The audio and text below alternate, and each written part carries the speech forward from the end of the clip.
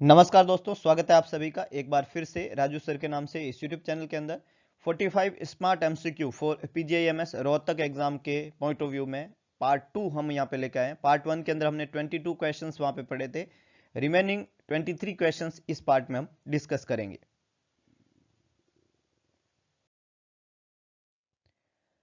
The causative organism for tapeworm infection is Taenia solium, Enterobius vermicularis, Leishmania donovani और Trypanosoma क्रूजई।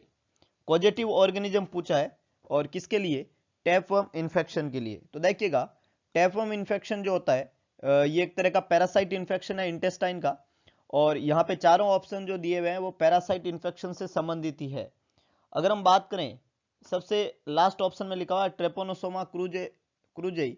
तो ट्रेपोनोसोमा क्रूजेई जो होता है, ये इन्फेक्शन जो होता है ये पैरासाइट इन्फेक्शन है जो कि एक बीमारी करता है छेगन्स डिजीज, है ना, छेगस डिजीज। ये एक पैरासाइट इन्फेक्शन वाली होने वाली बीमारी है जिसमें स्वेलिंग और फीवर वहां पे देखने को मिलता है। तो छगेस डिजीज जो है वो ट्रेपोनोमा क्रूजेई करता है। लिस्मेनिया डोनोवेनाई आपने नाम कई बार सुना होगा। और लिस्मेनियसिस बीमारी करता है, काला अजार भी उसको बोलते हैं, है ना, काला अजार या लिस्मेनियसिस। काला अजार सैंड फ्लाई की वजह से होता है। लिस्मेनिया डोनोवेनाई इसका पॉजिटिव ऑर्गेनिज्म है। एंटेरोबियस वर्मिक्यूलेरिस एक तरह का निमेटोड है। निमेटोड मतलब जो राउंड वर्म होते हैं, उस राउंड वर्म में जो ह्यूमन पिन वर्म होता है, ह्यूमन पिन वर्म, वो पिन वर्म जो है, पिन वर्म, वो कहलाता है एंट्रोबियस वर्मिकुलरिस। तो इसका मतलब इनका संबंध टेप वर्म से नहीं है। और हमें क्वेश्चन के अंदर क्या पूछा गया है कि टेप वर्म कौन सा है, तो टीनिया सोलियम को ही टेप वर्म बोलते हैं। मैक्सिमम लोगों ने सही जवाब दिया है, ए यहाँ पे बिल्कुल करेक्ट आंसर है। पॉजिटिव ऑर्गेनिज्म जो टेप वर्म इन्फेक्शन का है वो है टीनिया सोलियम।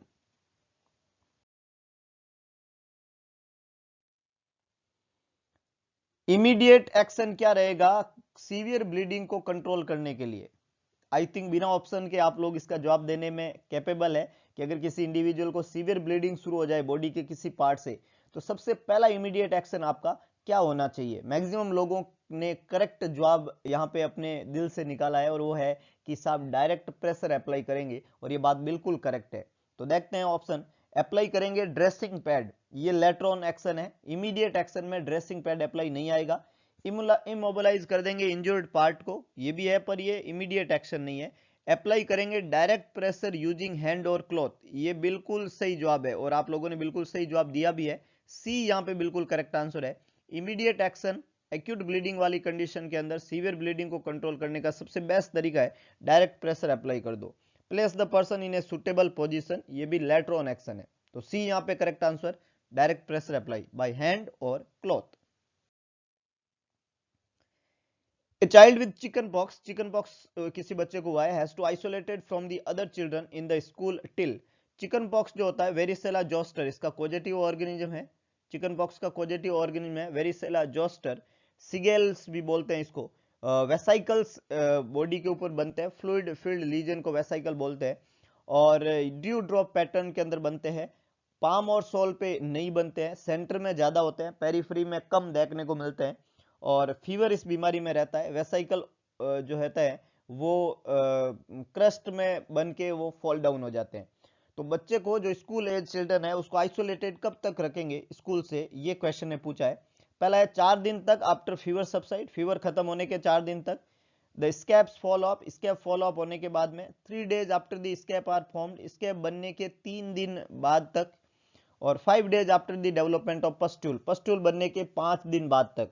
तो देखिएगा, चिकन पॉक्स बीमारी में आइसोलेशन का जो क्राइटेरिया है, वो जो लीजन बनते हैं उसके ये जो बीमारी है वो कम्युनिकेबल होती है। लीजन बनने के 4 से 5 दिन पहले से लेके उसके 4 से 5 दिन बाद तक। और उस टाइम में जो स्कैब है, वो जो वेसाइकल बनते हैं वो क्रस्ट में कन्वर्ट होके फॉल ऑफ हो जाते हैं।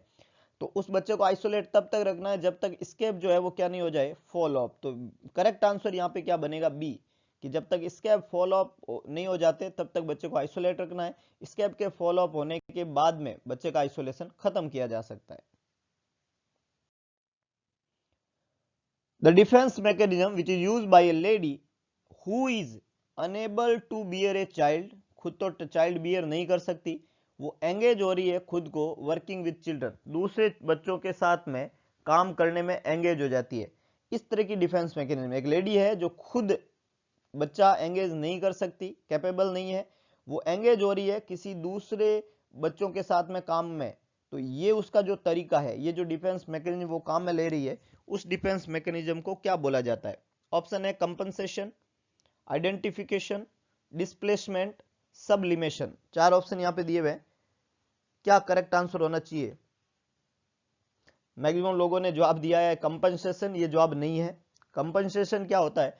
कंपनसेशन का मतलब होता है आप किसी एक फील्ड के अंदर कुछ नहीं कर पा रहे हो तो किसी दूसरे फील्ड के अंदर, है ना, उसका उस चीज वहां आप नहीं कर पा रहे हो तो उसको कंपनसेट करते हैं किसी दूसरे फील्ड में। जैसे कोई बच्चा पढ़ाई में कमजोर होता है तो वो खेल के अंदर अच्छा कर जाता है, तो पढ़ाई को छोड़ के खेल की तरफ जाता है, तो ये फील्ड ही चेंज कर दिया जाता है। इस लेडी ने फील्ड चेंज नहीं किया, इसने क्या किया, खुद बच्चा जो है वो नहीं बियर कर पा रही थी तो इसने बच्चों के साथ काम करना पसंद किया, फील्ड नहीं चेंज किया इसने, तो ये कंपनसेशन नहीं कहलाता है, कंपनसेशन इसको नहीं कहते हैं। दूसरा होता है आइडेंटिफिकेशन, यहां पे लिखा होता है आइडेंटिफिकेशन का मतलब होता है किसी दूसरे आदमी की आइडेंटिटी को अपनाना। जैसे मान लो कोई मूवी थी, गजनी मूवी थी, अब गजनी के जैसे बाल थे वैसे लोगों ने बाल करवा दिए, इसको आइडेंटिफिकेशन कहते हैं। तो आइडेंटिफिकेशन मतलब किसी की तरह दिखने दिखने की कोशिश करना, दैट इज आइडेंटिफिकेशन। एंड एक ऑप्शन है यहाँ पे डिस्प्लेसमेंट। डिस्प्लेसमेंट जो होता है वो मतलब किसी और का गुस्सा किसी और पे, जैसे ऑफिस में किसी आदमी काम करता है और उसके बॉस ने उसको डांट दिया, बॉस को तो वापस नहीं डांट सकता क्योंकि उसकी नौकरी चली जाएगी, तो उसको गुस्सा तो आ रहा है, उसका मन ऐसा कर रहा है कि बॉस को थप्पड़ मार दूं, लेकिन बोल भी नहीं सकता, थप्पड़ मारना दूर की बात है। तो वो क्या करता है, बॉस को तो कुछ नहीं बोलता है, वो सारा का सारा गुस्सा घर पे आके बच्चों पे निकाल देता है, इसको डिस्प्लेसमेंट कहते हैं। तो ए बी और सी का संबंध इस लाइन से नहीं है, तो डेफिनेटली आंसर क्या बनेगा? D, that is sublimation. Sublimation क्या होता है? सबलिमेशन का बेसिकली मतलब होता है कि आप किसी चीज को लेके फ्रस्ट्रेटेड हो, जैसे ये लेडी जो है ये फ्रस्ट्रेट हो चुकी है अब कि वो बच्चा बियर नहीं कर सकती, तो जो फ्रस्ट्रेट वाली सिचुएशन है उस फ्रस्ट्रेशन वाली सिचुएशन को पॉजिटिव वे में लगाना। उसने अब वो चाहती तो बैठ के रोती मेरे बच्चा नहीं, और उसने क्या किया, बच्चा होने के बाद करेंगे क्या, बच्चे के साथ खेलेंगे ना, तो कोई दूसरे बच्चों के साथ काम करना शुरू करो, उसके साथ खेलो और वो फीलिंग ले लो। तो उसने क्या किया, अपने फ्रस्ट्रेशन को एक पॉजिटिव वे में लगाया।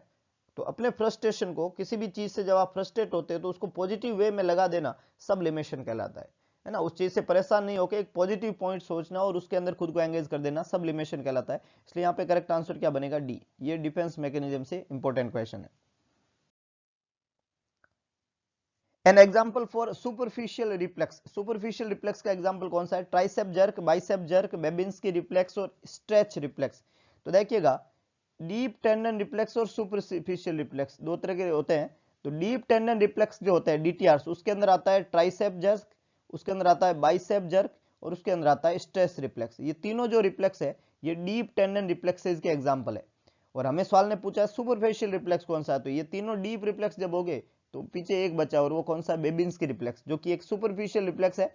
सुपरफिशियल स्टिमुलाई देते हैं अपन फुट को, और उसके अंदर बच्चा जो होता है डोर्सिफ्लेक्शन ऑफ द ग्रेट और fanning of the finger show करता है। इस रिफ्लेक्स को बेबिंस्की रिफ्लेक्स कहते हैं, है ना। अपनी हील से लेटरल एस्पेक्ट को यूज करके अपर साइड के अंदर एक स्टिमुलस देते हैं और उसके खिलाफ बच्चा जो है इस तरीके का रेस्पॉन्ड दे कि डोर्सिफ्लेक्शन ऑफ द ग्रेट और फैनिंग ऑफ द फिंगर करे, तो इसको क्या बोलते हैं? Babinski reflex. तो यहाँ पे करेक्ट आंसर क्या बनेगा? सी।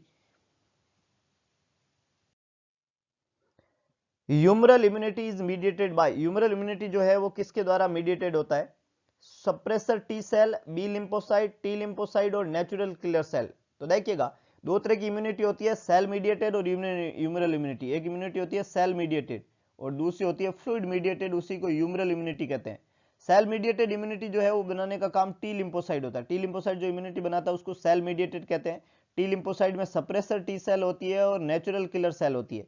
तो ये जो तीनों तरह की सेल है ये सेल मीडिएटेड इम्यूनिटी बनाती है। हमें सवाल ने पूछा है ह्यूमरल इम्यूनिटी का, तो एक ही ऑप्शन बचा पीछे, बिल्कुल सही, बहुत बढ़िया, और वो है B lymphocytes. B lymphocyte, B यहाँ पे करेक्ट आंसर बनेगा। ये सेल ह्यूमरल इम्यूनिटी बनाती है। सवाल ने ये पूछा ह्यूमरल इम्यूनिटी कौन बनाता, तो जवाब बनेगा B lymphocyte. B is the correct one.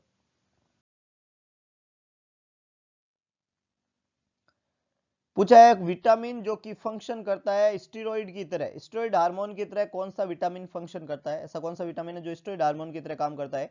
A, D, E और B, vitamin A, vitamin D, vitamin E और विटामिन बी, इन चार में से कौन सा विटामिन स्टेरॉइड हार्मोन की तरह फंक्शन करता है।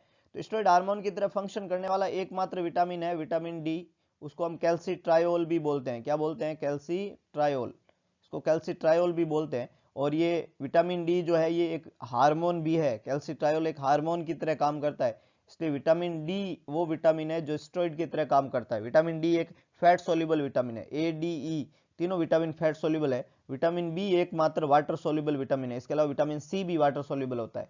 तो ये फैट सोल्यूबल विटामिन में विटामिन डी जो होता है वो हार्मोन की तरह फंक्शन करता है, स्टेरॉइड हार्मोन की तरह। तो यहाँ पे भी करेक्ट आंसर बनेगा बी।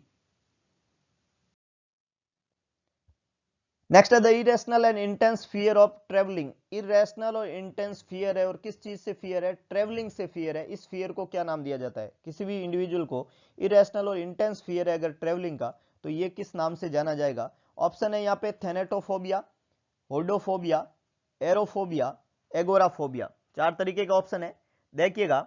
थेनेटोफोबिया जो होता है, थेनेटो वर्ड फॉर डेथ, तो ये तो होता है फियर, फोबिया वर्ड का मतलब फियर, थेनेटो वर्ड का मतलब डेथ, तो फियर ऑफ डेथ है ना, फियर ऑफ डेथ, डेथ से फियर जो है वो थेनेटोफोबिया कहलाता है।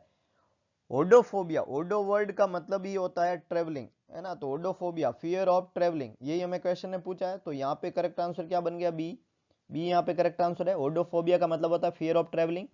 Aerophobia, aero word air word related to the जो है हवा, तो फियर ऑफ फ्लाइंग, है ना, एरोफोबिया का मतलब होता है फियर ऑफ फ्लाइंग, उड़ने से डर लगना, इसको एरोफोबिया कहते हैं। और एगोराफोबिया, एगोराफोबिया का मतलब होता है फियर ऑफ सर्टेन सिचुएशन, बहुत इंपॉर्टेंट है। Agoraphobia fear of the certain, certain, certain मतलब कुछ पर्टिकुलर सिचुएशन, कुछ पर्टिकुलर सिचुएशन से फियर होना एगोराफोबिया कहलाता है। तो fear of death, fear of flying, fear of the certain situation, thanatophobia, hodo, aerophobia, agoraphobia. Hodophobia का मतलब होता है fear of travelling. 10 unit insulin, 50 ml, 50% dextrose, 50% dextrose 50 ml लेके उसमें 10 यूनिट इंसुलिन अपन देते हैं। ये अगर किसी मरीज को प्रिस्क्राइब किया जो क्रोनिक रीनल फेलियर का मरीज है, तो ये किस चीज को रिवर्स करेगा? क्वेश्चन ने क्या पूछा है? 50% डेक्सट्रोज लिया आपने 50 ml, उसमें 10 यूनिट इंसुलिन आपने डाला, और ये किसी मरीज को प्रिस्क्राइब किया जिसको CRFA क्रोनिक रीनल फेलियर है, तो ये क्या चीज को रिवर्स करेगा? किस चीज का इलाज करेगा? Hyperkalaemia, hyponatraemia, hyperglycaemia, hypokalemia. दो ऑपोजिट ऑप्शन अगर किसी हो तो जवाब वहीं से बनता है। हाइपोकैलेमिया और हाइपरकैलेमिया दोनों दिया हुआ, तो डेफिनेटली पोटेशियम का ही लफड़ा है। क्रोनिक रीनल फेलियर के मरीज में पोटेशियम का लेवल बॉडी में बढ़ जाता है, क्योंकि किडनी यूरिन आउटपुट नहीं बनाती है, तो पोटेशियम बॉडी से बाहर नहीं निकल पाता है।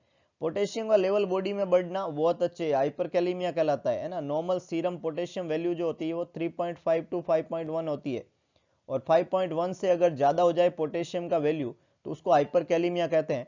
हाइपरकैलेमिया वाली कंडीशन के अंदर अगर पोटेशियम का वैल्यू ज्यादा हो गया, हाइपरकैलेमिया हो गया, तो उस कंडीशन के अंदर पोटेशियम के लेवल को कम करने के लिए इंसुलिन डेक्सट्रोज दिया जाता है ना। तो हाइपरकैलेमिया का ट्रीटमेंट है 50% dextrose, 50 ml plus 10 unit insulin. तो यहाँ पे करेक्ट आंसर बनेगा A, that is hyperkalaemia. A mother is preterm labor receiving injection of betamethasone 12 milligram. Preterm labour के अंदर है मदर, और उसको betamethasone injection 12 milligram receive हो रहा है। क्या एक्शन करेगी ये ड्रग? बीटा मेथाजोन एक स्टेरॉइड दवाई है, बीटा मेथाजोन एक स्टेरॉइड दवाई है, प्रेगनेंसी के दौरान मदर को दिया जाता है। प्रीटर्म लेबर अगर किसी लेडी में होने की संभावना हो रही है, तो इसका एक्शन क्या रहता है? ऑप्शन है प्रिवेंट इन्फेक्शन, तो स्टेरॉइड कभी भी इन्फेक्शन को कम करने के लिए नहीं देते हैं। एक एंटी इन्फ्लामेटरी ड्रग है, इन्फेक्शन को प्रिवेंट करने के लिए एंटीबायोटिक काम में लेते हैं। इंप्रूव फीटल वेलबींग, तो फीटल वेलबींग को इंप्रूव नहीं करती है। Promote fetal lung maturity, that is correct word, है ना। स्टेरॉइड जो होती है वो लंग मैच्योरिटी को प्रमोट करते हैं, तो फीटल लंग मैच्योरिटी को प्रमोट करने के लिए स्टेरॉइड दिया जाता है। करेक्ट आंसर है सी, स्लो कॉन्ट्रेक्शन, तो ये कॉन्ट्रेक्शन को स्लो नहीं करती है। तो बीटा मेथाजोन एक स्टेरॉइड है, और स्टेरॉइड का काम होता है फीटल लंग मैच्योरिटी को प्रमोट करना, क्योंकि प्रीटर्म लेबर के बच्चे के अंदर लेसिथिन और स्पिंगोमाइलिन जो है वो गड़बड़ रहता है, और उसमें लंग कोलैप्स होने की संभावना होती है। तो उनको प्रमोट करने के लिए, लंग्स की मैच्योरिटी को प्रमोट करने के लिए स्टेरॉइड दिया जाता है betamethasone. C is the correct one. In an ECG the cause of T wave, ECG के अंदर जो टी वेव बनती है उसके बनने का क्या कारण है। क्वेश्चन ने पूछा टी वेव के बनने का क्या कारण है। ऑप्शन दिए हुए ventricular repolarisation, atrial depolarisation, atrial repolarisation, ventricular depolarisation, है ना। तो वी ऑल नो कि जो एट्रियल डीपोलराइजेशन होता है उस समय बनती है पी वेव। क्या बनती है? P wave. एट्रियल डीपोलराइजेशन की वजह से तो क्या बनती है? P wave. और वेंट्रिकुलर डीपोलराइजेशन की वजह से बनता है क्यूआरएस कॉम्प्लेक्स, है ना। क्यूआरएस कॉम्प्लेक्स बनता है वेंट्रिकुलर डीपोलराइजेशन, और जब वेंट्रिकल डीपोलराइज होते हैं तभी एट्रियल रिपोलराइज हो जाते हैं। तो इसका मतलब ये तीन एक्शन तो हो जाते हैं। तो पीछे बता वेंट्रिकुलर रिपोलराइजेशन, और उस कंडीशन के दौरान बनता है टी वेव, है ना। बहुत आसान है ना। ईसीजी के अंदर पहले पी वेव बनती है, फिर वहां पे क्यूआरएस कॉम्प्लेक्स बनता है, और फिर वहां पे टी वेव बनती है। इसी तरीके से होता है। तो ये पी वेव तो तब बन गई जब क्या हुआ? एट्रियल का डीपोलराइजेशन हुआ, है ना। एट्रियल डीपोलराइजेशन हुआ तब पी वेव बन गई। फिर जो ये क्यूआरएस कॉम्प्लेक्स बना साहब, ये क्यूआरएस कॉम्प्लेक्स तब बन गया जब वेंट्रिकल डीपोलराइज हुए, और जब वेंट्रिकल डीपोलराइज हुए तभी एट्रियल वापस रिपोलराइज हो गए। तो तीन एक्शन तो हो चुके हैं, तीनों एक्शन हो चुके हैं यहां तक। अब पीछे बची टी वेव। तो टी वेव कब बन रही है? टी वेव तब बन रही है जब वेंट्रिकल क्या हो रहे हैं? रिपोलराइज हो रहे हैं। तो वेंट्रिकल के रिपोलराइजेशन के दौरान क्या बनती है? T wave. सवाल ने ये पूछा टी वेव किसकी वजह से बनती है, तो यहाँ पे करेक्ट आंसर बनेगा A, that is ventricular repolarisation. All of the following are major Jones criteria, सारे मेजर जोन्स क्राइटेरिया है रूमेटिक फीवर के एक्सेप्ट वन। रूमेटिक फीवर जो है ये एक बीमारी है, और इस रूमेटिक फीवर बीमारी के major criteria, major Jones criteria पूछे हैं एक को छोड़ के, major Jones criteria except one. तो कौन से रहेंगे? फर्स्ट लिखा हुआ है फीवर, कार्डाइटिस, पोलीआर्थराइटिस और एरिथमा मार्जिनेटम। चार ऑप्शन यहाँ पे दिए हुए हैं।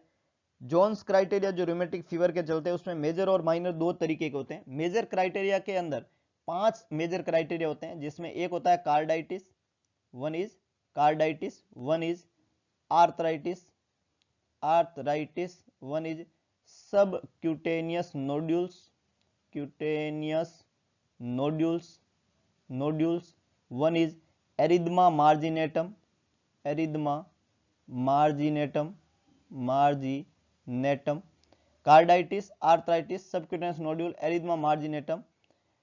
और इसके अलावा carditis is related to the heart, arthritis is related to the joint, और chorea related to the brain, one is chorea, chorea brain, और सबक्यूटेनियस नोड्यूल और एरिथमा मार्जिनेटम। तो आप यहाँ पे मैच करें तो कार्डाइटिस है, आर्थराइटिस है, polyarthritis and arthritis is the equal one, erythema marginatum है। इसका मतलब ये तीनों मेजर क्राइटेरिया में आते हैं। इसके अलावा दो और मेजर क्राइटेरिया है, one is Korea and one is जो है सबक्यूटेनियस नोड्यूल। तो फीवर जो है वो किस में आएगा? माइनर क्राइटेरिया में, ये मेजर क्राइटेरिया में नहीं आता। एक्सेप्ट का क्वेश्चन था, इसलिए करेक्ट आंसर क्या बनेगा? A, fever is not a major criteria, it's a minor criteria according to the Jones criteria. Fever, fever के अलावा positive C reactive protein, elevated ESR, prolong PR interval, ये सारे के सारे माइनर क्राइटेरिया में count होंगे। इसके अलावा जॉइंट पेन, आर्थरेल्जिया जिसको बोलते हैं। तो ए यहाँ पे करेक्ट आंसर बनेगा fever. Marked inflammation of gums, inflammation of gums को किस नाम से जाना जाता है? ऑप्शन है glossitis, it's inflammation of tongue. Glossitis का मतलब होता है इन्फ्लामेशन ऑफ टंग, टंग का इन्फ्लामेशन। पेरिओडोंटाइटिस, कैरीज और चिलियोसिस, चिलियोसिस का मतलब होता है इन्फ्लामेशन ऑफ लिप्स, लिप्स जब अफेक्ट होता है तब इसको बोलते हैं चिलियोसिस, है ना। और ग्लोसाइटिस का मतलब हो गया टंग। डेंटल कैरीज का मतलब होता है रिलेटेड टू द टूथ, तो इसका मतलब पीछे एक बचा पेरिओडोंटाइटिस। पेरिओडोंटाइटिस का मतलब होता है मार्क्ड इन्फ्लामेशन ऑफ गम्स, तो करेक्ट आंसर बनेगा B, that is periodontitis. Periodontitis, marked inflammation of gums is known as periodontitis, B is the correct one. Most common symptom of alcohol withdrawal, alcohol withdrawal वाले मरीज के अंदर most common symptom क्या होता है? Rhinorrhoea, body एक, diarrhoea, tremors. चार option यहाँ पे दिए हुए हैं। मरीज है एल्कोहल विड्रॉल का, और उसके अंदर पूछा गया है मोस्ट कॉमन सिम्टम क्या रहता है। राइनोरिया का मतलब होता है रनी नोज, जो कॉमनली एल्कोहल वाले मरीजों में नहीं देखने को मिलता है। बॉडी एक और डायरिया, ये सारे के सारे एल्कोहल वाले मरीजों में मोस्ट कॉमन सिम्टम नहीं है। ये ज्यादातर जो है हीरोइन और उस तरीके के पेशेंट जो होते हैं, स्मैक वगैरह, उन मरीजों में ये कॉमन सिम्टम होता है, राइनोरिया, बॉडी एक, डायरिया। एल्कोहल विड्रॉल वाले मरीज में सबसे कॉमन सिम्टम, अच्छा ओपियम एडिक्ट वाले मरीजों में भी राइनोरिया, बॉडी एक, डायरिया ये ज्यादा होता है, लेकिन एल्कोहल विड्रॉल वाले मरीजों के अंदर सबसे कॉमन सिम्टम होता है ट्रेमर्स। बहुत बढ़िया, डी यहाँ पे करेक्ट आंसर है। बेंजोडाइजेपाइन दवाई दी जाती है ट्रेमर्स को कंट्रोल करने के लिए। क्लोर डाइजेपॉक्साइड लिब्रियम के नाम से दवाई आती है, लिब्रियम, है ना, लिब्रियम is the drug of choice for tremors, ये दिल्ली एम्स का सवाल था। डी यहाँ पे करेक्ट आंसर है, ट्रेमर्स, इसको मैनेज करने के लिए लिब्रियम दवाई देते हैं। अल्कोहल विड्रॉल वाले मरीजों में ट्रेमर्स मोस्ट कॉमन सिम्टम होता है, D is the correct one. Stranger anxiety milestone से, डेवलपमेंटल माइलस्टोन से है, पीडियाट्रिक नर्सिंग का question. Development by the age, कौन सी उम्र में स्ट्रेंजर एंजाइटी डेवलप होती है? 6 महीने के बाद में, बर्थ के समय, 3 महीने के बाद में, 8 महीने के बाद में। हालांकि स्ट्रेंजर एंजाइटी जो है उसका एग्जैक्ट टाइम पीरियड तो 7 महीना होता है, कुछ बुक्स इसको 8 महीना भी जवाब मांग रहे हैं, कुछ 6 माने। दिल्ली एम्स में भी पूछा हुआ क्वेश्चन है और अदर एम्स में भी आया हुआ क्वेश्चन है। तो हम अगर स्ट्रेंजर एंजाइटी को सही तरीके से डिनोट करें तो ये 6 महीने से शुरू हो जाती है। तो यहाँ पे करेक्ट आंसर बनेगा A, 6 month after birth, A is the correct one. पर कई एग्जाम्स के अंदर इसको 8 महीने भी बना है, लेकिन जब दोनों ऑप्शन में है तो डेफिनेटली 6 मंथ इसका करेक्ट आंसर हो जाएगा। 6 महीने के बाद में स्ट्रेंजर एंजाइटी डेवलप हो जाती है। बच्चा जो होता है उसको अजनबी लोगों से डर लगने लग जाना स्ट्रेंजर एंजाइटी कहलाता है। 6 महीने से पहले बच्चे को दूसरे लोगों से डर नहीं लगता है, उस बच्चे को कोई भी होल्ड करे उसको कोई प्रॉब्लम नहीं है। 6 महीने के बाद में वो लोग जिनको वो नहीं जानता उनके होल्ड करते ही बच्चा क्राई करता है, इसको स्ट्रेंजर एंजाइटी का साइन बोलते हैं। तो यहाँ पे करेक्ट आंसर बनेगा A, 6 month after birth. All of the following are sign of placental separation के साइन है सारे के सारे, सेपरेशन और डिसेंडिंग के साइन है, ए को छोड़ के।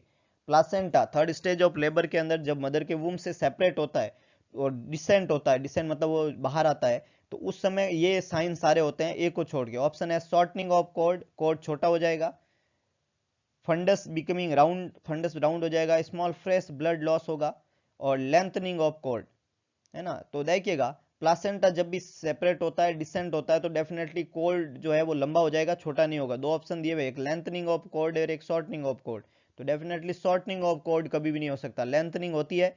स्मॉल फ्रेश ब्लड लॉस होता है, वहां पे दिखेगा गस ऑफ ब्लड आएगा प्लासेंटा जब सेपरेट होता है तो, और फंडस जो होता है वो राउंड हो जाता है। तो बी, सी और डी यहाँ पे साइन है प्लासेंटा सेपरेशन और डिसेंडिंग के, लेकिन ए जो है ये प्लासेंटा सेपरेशन और डिसेंडिंग का साइन नहीं है। शॉर्टनिंग ऑफ कॉर्ड जो होता है वहां पे नहीं देखने को मिलेगा, तो यहाँ पे करेक्ट आंसर बनेगा A. APTT activated partial thromboplastin time जो होता है वो प्रोलोंग हो जाता है। एपीटीटी, पीटीआईएनआर और एपीटीटी दो टेस्ट होते हैं और ये तब किए जाते हैं किसी भी ब्लीडिंग वाली बीमारी के अंदर। तो किस में ये प्रोलोंग हो जाएंगे? किसी ब्लीडिंग वाली बीमारी में। तो वो कौन सी ऑप्शन दिया हुआ है? Haemophilia, thrombosis, thrombocytopenia, bone marrow depression. बहुत आसान है, आप आराम से जवाब दे सकते हैं। एपीटीटी, एपीटीटी जो टेस्ट है वो किस में प्रोलोंग, प्रोलोंग का मतलब होता है उसकी वैल्यू बढ़ी हुई है ना। एपीटीटी की वैल्यू बढ़ी हुई है, इसका मतलब जो बीमारी है वो ब्लीडिंग से संबंधित है ना, ब्लीडिंग या क्लोटिंग फैक्टर की प्रॉब्लम है, तभी तो एपीटीटी प्रोलोंग है। और हीमोफीलिया ए वो बीमारी है जो क्लोटिंग फैक्टर से संबंधित है। बहुत ही शानदार, कई लोगों ने सही जवाब दिया है। क्लोटिंग फैक्टर नंबर 8 और 9 की डेफिशिएंसी की वजह से, नंबर 8 एंटी हीमोफिलिक फैक्टर इसकी डेफिशिएंसी, नंबर 9 क्रिस्मस, तो नंबर 8 और नंबर 9 के डेफिशिएंसी की वजह से होता है हीमोफीलिया ए और बी। तो हीमोफीलिया वो बीमारी है जिसमें फैक्टर, क्लोटिंग फैक्टर की प्रॉब्लम होती है, और जब भी बॉडी में क्लोटिंग फैक्टर की फंक्शनिंग कैपेसिटी में गड़बड़ होती है तो एपीटीटी टाइम प्रोलॉन्ग होएगा। तो यहाँ पे करेक्ट आंसर बनेगा ये। थ्रोम्बोसिस का मतलब होता है थ्रोम्बस का बनना, तो इसमें प्रोलॉन्ग नहीं होंगे पीटीआईएनआर और एपीटीटी। थ्रोम्बोसाइटोपिनिया का मतलब होता है प्लेटलेट के नंबर का कम होना। प्लेटलेट जो है वो ब्लड की एक सेल है और वो जो है क्लोटिंग की मैकेनिज्म में मदद करती है, तो उसका कम होने की वजह से ब्लीडिंग तो हो सकती है, लेकिन एपीटीटी टाइम प्रोलॉन्ग नहीं होगा। प्लेटलेट के नंबर जो है वो बॉडी में कम देखने को मिलेंगे। और बोन मैरो डिप्रेशन का मतलब होता है अपना जो बॉडी का बोन मैरो है, स्पेशली रेड बोन मैरो, जहाँ पे हिमेटोपोइसिस होता है। हिमेटोपोइसिस का मतलब होता है ब्लड का बनना, कैसे बनता है, ब्लड सेल कैसे बनती है। इसका वीडियो लेक्चर भी इसी चैनल के ऊपर है, आप उसको पूरा पढ़े, आप पूरा समझे ब्लड सेल बनती कैसे, हिमेटोपोइसिस होता कैसे है, आरबीसी, डब्ल्यूबीसी, प्लेटलेट कैसे बोन मैरो में बनती है, वो पूरा प्रोसेस है, और उसका नहीं बनना बोन मैरो डिप्रेशन कहलाता है। तो वहाँ क्लोटिंग फैक्टर का संबंध नहीं है, इसलिए इन तीनों ही ऑप्शन बी, सी और डी जो है ये खोटे जवाब है, क्योंकि इनका संबंध क्लोटिंग फैक्टर से नहीं है, क्लॉटिंग फैक्टर से संबंधित एक ही बीमारी है, हीमोफीलिया, इसलिए जवाब बनेगा haemophilia. Which of the following is a warning sign of appendicitis? Appendicitis is the inflammation of appendix. उस बीमारी का वार्निंग साइन कौन सा है? वार्निंग साइन मतलब ये साइन हमें कहता है कि यस इट इज अपेंडिसाइटिस, तो वो कौन सा है? ऑप्शन है diarrhoea, lethargy, listlessness, rebound tenderness. I think इसमें कोई सोचने वाली प्रॉब्लम नहीं है। अपेंडिसाइटिस में डायरिया नहीं होता है, लिथार्जी और लिस्टलेसनेस कोई अपेंडिसाइटिस के वार्निंग साइन नहीं है, तो ए बी सी तो तीनों ही खोटे हैं। रिबाउंड टेंडरनेस, बिल्कुल rebound tenderness is the warning sign of appendicitis, rebound tenderness है ना। रिबाउंड टेंडरनेस मतलब अपेंडिक्स राइट साइड में होता है, आप लेफ्ट साइड के अंदर प्रेस करते हैं तो राइट साइड में पेन का फील होना रिबाउंड टेंडरनेस कहलाता है। ये डी यहाँ पे करेक्ट आंसर है, साइन है एक्यूट अपेंडिसाइटिस का, सबसे वार्निंग साइन है, क्लासिकल साइन है। इसके अलावा मैकबर्नीज पॉइंट जो राइट साइड में एग्जैक्ट अपेंडिक्स की लोकेशन है, उस पॉइंट को मैकबर्नीज पॉइंट कहते हैं। राइट इलाइक फोसा में पेन होना, ये सारे अपेंडिसाइटिस के अंदर देखने को मिलते हैं। सर्जिकल ट्रीटमेंट होता है एक्यूट अपेंडिसाइटिस का, और वो होता है अपेंडेक्टमी, और अपेंडिसाइटिस के अंदर एनीमा प्रोहिबिटेड होता है, नहीं लगाना होता है। All of the following are characteristic of preeclampsia, सारे प्रीक्लेम्सिया के कैरेक्टरिस्टिक है एक को छोड़ के, प्रीक्लेम्सिया के कैरेक्टरिस्टिक है एक को छोड़ के। प्रोटीन यूरिया, यस प्रीक्लेम्सिया के अंदर प्रोटीन यूरिया होता है, पहला साइन है। एडिमा होएगा, प्रोटीन यूरिया, बॉडी में प्रोटीन की कमी की वजह से एडिमा हो जाएगा, एडिमा होता है। और हाइपरटेंशन भी देखने को मिलता है एडिमा की वजह से। ए बी और सी तीनों ही वो साइन है जो प्रीक्लेम्सिया में देखने को मिलेंगे, सोचने की भी जरूरत नहीं है। हाइपरटेंशन होएगा, बॉडी में एडिमा होएगा और प्रोटीन यूरिया होने लग जाएगा, साथ में सीजर आने लग जाए तो उसको इक्लेम्सिया बोल देते हैं। लेकिन ये इनिशियली तीनों साइन प्री इक्लेम्सिया से संबंधित है। अब लास्ट ऑप्शन यहाँ पे दिया हुआ है vomiting, that is not a sign of preeclampsia, vomiting preeclampsia का साइन नहीं है, तो डेफिनेटली करेक्ट आंसर क्या बनेगा? D, that is vomiting, it's not a sign of preeclampsia. Pin point pupil is the characteristics of, pin point pupil किसका characteristic है? Pin point प्यूपिल किस में देखने को मिलता है? ऑप्शन है glaucoma, glaucoma is the disease of increase IOP, है ना, इंक्रीज आईओपी की बीमारी है ग्लाउकोमा। इंट्राओक्युलर प्रेशर जब बढ़ता है तो ग्लाउकोमा होता है, जिसमें प्यूपिल का साइज बड़ा हो जाता है, जो है प्रेशर वहां पे बढ़ता है, ग्लाउकोमा, और विजन की प्रॉब्लम है। पिन पॉइंट प्यूपिल ग्लाउकोमा का कैरेक्टरिस्टिक नहीं है। ग्लाउकोमा बीमारी आईओपी के बढ़ने वाली बीमारी है। ओपन एंगल ग्लाउकोमा और क्लोज एंगल दो तरीके का ग्लाउकोमा, प्रेशर की बीमारी है ये, it's not related to the size of pupil. और प्यूपिल का साइज गड़बड़ होने का सीधा संबंध प्रॉब्लम ब्रेन के अंदर है, नर्वस सिस्टम की प्रॉब्लम है। और ये बीमारी ग्लाउकोमा तो आंख की है, ऑर्गन की बीमारी है, तो सेंटर की बीमारी में पिन पॉइंट प्यूपिल होता है, ऑर्गन की बीमारी की वजह से पिन पॉइंट प्यूपिल नहीं होता है, इसलिए एक खोटा जवाब है। बारबिचुरेट पॉइजनिंग, बारबिचुरेट पॉइजनिंग का सेडेटिव इफेक्ट होता है, लेकिन इसमें प्यूपिल का साइज पिन पॉइंट नहीं होता है, इसलिए ये भी गलत जवाब है। कोकिन एब्यूज के अंदर प्यूपिल डायलेटेड होता है, माइड्रियासिस देखने को मिलता है, पिन पॉइंट नहीं होता है, तो ए बी और सी तीनों ही खोटे जवाब है, तो डेफिनेटली डी करेक्ट आंसर है। पोंटाइन हेमरेज, पॉन्स और पोंटाइन हेमरेज, पॉन्स में डैमेज होने की वजह से पोंटाइन हेमरेज होता है, और पोंटाइन हेमरेज जो है वो पिन पॉइंट प्यूपिल करता है। डी बिल्कुल करेक्ट आंसर है यहाँ पे, pontine haemorrhage causes pin point pupil, D is the correct one. Biochemical etiology of Alzheimer's disease relates to, biochemical etiology, जो एल्जीमर बीमारी होती है, एल्जीमर बीमारी, उसका बायोकेमिकल इटियोलॉजी क्या होती है? कौन सा बायो केमिकल डिफॉल्ट की वजह से एल्जीमर बीमारी होती है? Biochemical default Alzheimer disease, first option है सीरोटोनिन, एफिनेफ्रिन, एसिटाइल कोलिन और डोपामिन। तो एल्जीमर डिजीज जो होता है उसका बायोकेमिकल इटियोलॉजी जो होता है वो होता है acetylcholine, ACH. Acetylcholine is the biochemical marker for Alzheimer disease, acetylcholine is a biochemical marker for Alzheimer disease, तो सी यहाँ पे बिल्कुल करेक्ट आंसर है, एसिटाइल कोलिन बायोकेमिकल एटियोलॉजी है, इसका लेवल बॉडी में कम हो जाने की वजह से एल्जीमर डिजीज होती है ना, तो एसिटाइल कोलिन की डिक्रीज होने की वजह से Alzheimer, biochemical marker of Alzheimer disease.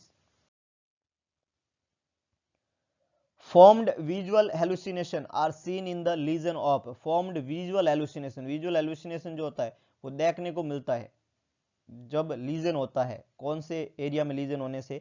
Parietal, occipital, frontal और टेम्पोरल। देखिएगा विजन का काम ऑक्सीपिटल लोब से होता है, विजन का काम, विजुअल एरिया ऑक्सीपिटल लोब में पाया जाता है, और विजुअल में कोई प्रॉब्लम होती है तो ऑक्सीपिटल एरिया में डैमेज होता है, लेकिन जितने भी साइक का काम होता है वो टेम्पोरल लोब से होता है ना। तो ये विजुअल हेलुसिनेशन एक साइकेट्रिक एलिमेंट है, और साइक जब डिफॉल्ट होती है इसका मतलब प्रॉब्लम टेम्पोरल लोब में हुई है।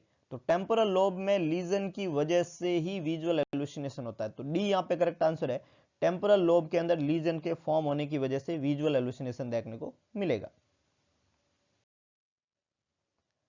Most common incision in episiotomy, episiotomy जब करते हैं तो उसमें कॉमन इंसिजन कौन सा दिया जाता है? Lateral, median, medial, mediolateral. आज के इस वीडियो लेक्चर का सबसे easy question, most common incision in episiotomy is always, yes very good, it's mediolateral, D is the correct one. Most common incision episiotomy है ना, ड्यूरिंग लेबर प्रोसेस अगर head deliver नहीं हो पाता है तो पेरिनियल एरिया के अंदर जो है कट लगाना का process second stage of labour में पेरिनियल एरिया के अंदर कट लगाने का प्रोसेस जो होता है वो एपिजियोटोमी कहलाता है। और मोस्ट कॉमन साइट जो एपिजियोटोमी का तरीका होता है वो मीडियोलैटरल काम में लिया जाता है, इसलिए करेक्ट आंसर है डी।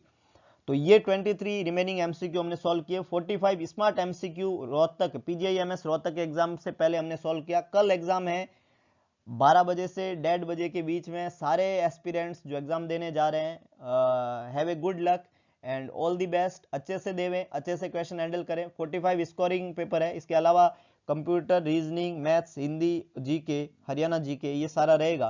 तो बाकी चीज़ों को भी हैंडल करें और अच्छे से एग्जाम दें और एक अच्छे रिजल्ट के साथ में वापस मिलते हैं। तब तक के लिए जय हिंद, जय भारत।